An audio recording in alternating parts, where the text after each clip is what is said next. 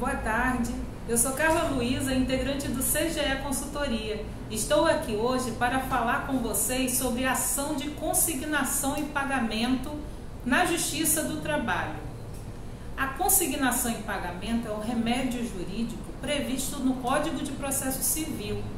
No entanto, na Justiça do Trabalho é aplicado com base na regra da subsidiariedade, que é o artigo 769 da CLT. Nós vamos começar a falar sobre o conceito, como é aplicado a ação de consignação e pagamento.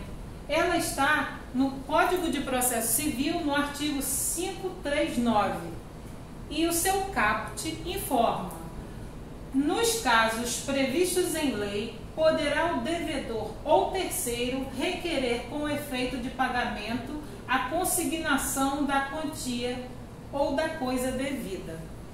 É importante visualizar essa ação de consignação e pagamento na Justiça do Trabalho nos casos de rescisão do contrato de trabalho e que o empregado não compareceu nem à empresa para receber as verbas rescisórias, nem ao sindicato, nem ao Ministério do Trabalho, que são os locais que homologam a rescisão do contrato de trabalho.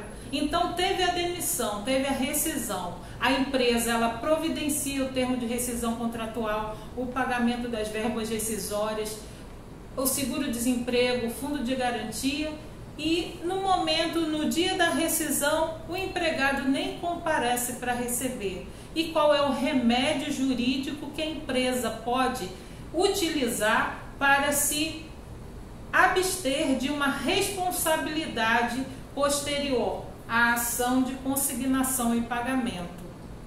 Nessa ação de consignação e pagamento, a gente tem que observar os prazos para o ingresso com essa ação e quais os procedimentos, porque é uma modalidade especial. Não é como a reclamação trabalhista, como a contestação, é uma modalidade específica.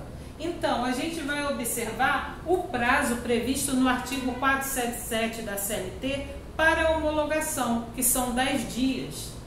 Eu não vou ler o dispositivo completo, vou apenas citar. Quem tiver interesse, pega a CLT, dá uma lidinha para a gente poder completar essas informações e apresentar a prática ao estudo.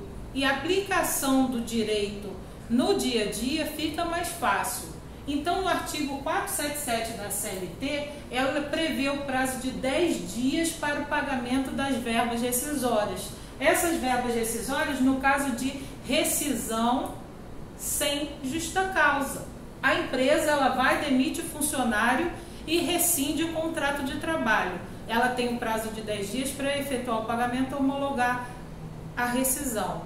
Se ela não fizer isso, qual é a penalidade dela? Se não fizer a rescisão, é devida a multa do artigo 477, parágrafo 6º, que corresponde a um salário base. Então, a empresa, quando não se manifesta, não toma providência para fazer a rescisão e efetivamente pagar, se desobrigar dessa obrigação contratual, ela é penalizada através dessa multa que corresponde a um salário base.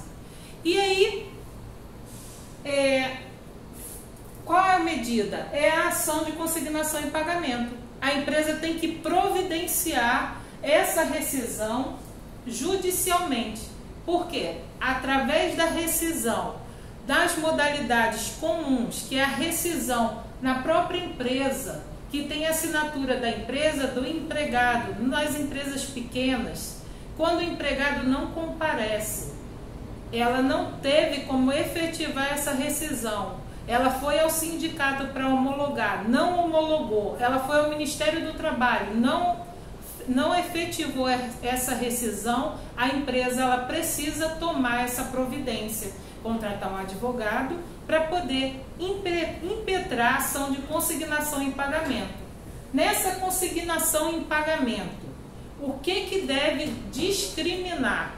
É o termo de rescisão de contrato de trabalho, E dentro do contrato de trabalho, onde tem a discriminação de todas as verbas que são devidas ao empregado, ao funcionário que foi demitido, ele vai ter que ser apresentado na ação de consignação em pagamento, informando que a empresa, através dessa ação, junto à Justiça do Trabalho, está oferecendo como pagamento o valor das verbas rescisórias. E, além disso, obedecendo o prazo de 10 dias no caso de rescisão de contrato de trabalho sem justa causa. E no contrato de trabalho por prazo determinado, no primeiro dia útil subsequente, a empresa propõe a ação de consignação em pagamento, descreve todas as verbas que é devida, apresenta o termo de rescisão do contrato de trabalho e pede para que o juiz homologue por sentença essa extinção do contrato de trabalho. Então, basicamente, é uma ação simples, é uma ação direcionada ao juiz do trabalho, que tem a qualificação da empresa, a qualificação do empregado, a explicação de que a rescisão ela não foi efetivada por conta da ausência do empregado, apresenta discriminada as verbas que constituem o termo de rescisão contratual e pede ao juiz que seja homologado a rescisão para fins de direito. Então, a partir dessa homologação judicial da rescisão do contrato de trabalho, esse contrato está extinto para todos os efeitos. E essa sentença judicial ela vai ser encaminhada de forma judicial para o Ministério do Trabalho, para a Caixa Econômica Federal e para o INSS. Por quê? Procedimento da empresa para fazer a rescisão. A empresa ela precisa informar o CEFIP, que é o Sistema de Empresa de Recolhimento do Fundo de Garantia. Então, toda empresa, quando vai admitir e demitir um funcionário, ela tem que informar nesse sistema, junto à Caixa Econômica, de que o contrato de trabalho ele está sendo aberto. Ele iniciou em tal data e no momento da rescisão informar que foi rescindido em tal data para poder liberar o fundo de garantia ou não, no caso de justa causa, que vai ser retido. No caso de pedido de demissão, que vai ser retido. Então, essas situações, elas devem ser informadas não só à Justiça do Trabalho, mas aos órgãos que constituem o Fundo de Garantia e o INSS. A Justiça do Trabalho, através da ordem judicial, vai informar a Caixa Econômica e ao FAT. O que é o FAT? É o Fundo de Amparo ao Trabalhador. Ele é o responsável pela liberação do seguro-desemprego. Então, o empregador ele vai ter direito ao seguro-desemprego nos casos de demissão sem justa causa. E para isso, o empregado ele tem que ter essa informação feita ou pela empresa ou pela justiça. E as verbas que são pagas pela empresa. Então, para que seja efetivada essa rescisão, no caso do empregado que se nega a receber, que não comparece à rescisão, é através da ação de consignação em pagamento.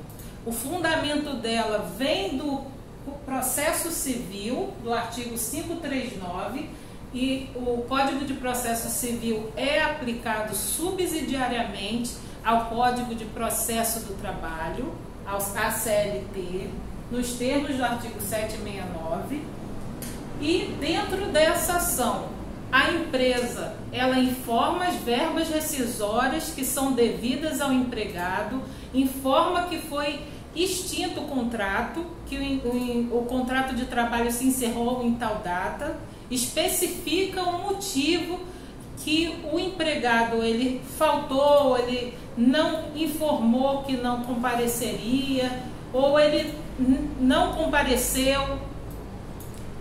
Em suma, a empresa ela informa por que não se concluiu a rescisão, informa o valor devido e pede a homologação por sentença dessa rescisão.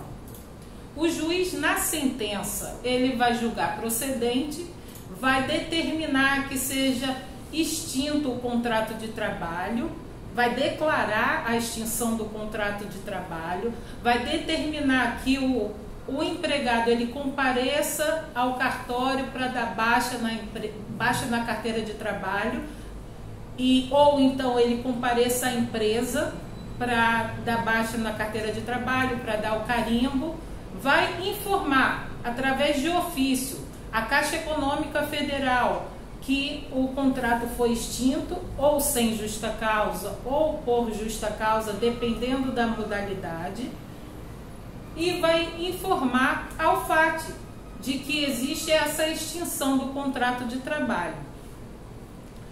Essa ação, o empregado ele vai ser citado para responder, para questionar os valores ou para receber esses valores informados pela empresa. E assim começa a instrução processual. Mas o meu objetivo aqui era só apresentar essa modalidade de rescisão através da consignação em pagamento.